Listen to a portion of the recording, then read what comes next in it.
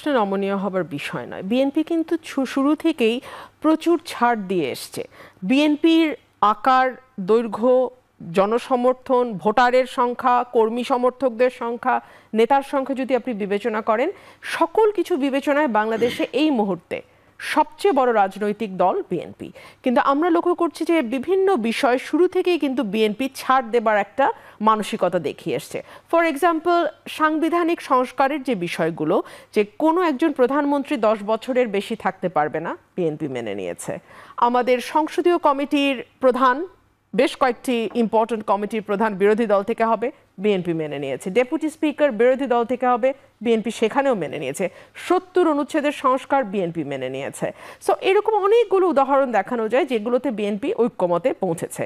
Because বিএনপির লক্ষ্যটাই ছিল যাতে একটা ঐক্যের মাধ্যমে আমরা সফল গণতন্ত্রের পথে উত্তরণ ঘটতে পারে আমাদের দেশের জন্য মঙ্গল। সো আমি মনে করি একটা গণমুখী দল হিসেবে এই যে ছেড়ে দেওয়ার মানসিকতা, ফ্রম ডে ওয়ান কিন্তু আমরা বিএনপিকে দেখছি এই যে ছাড় দেওয়ার, ছেড়ে দেওয়ার, ঠিক আছে, নিজের কিছু জায়গায় কম্প্রোমাইজ করে হলেও আমরা ছেড়ে দিচ্ছি, অনড় থাকছি না কোনো দাবিতে।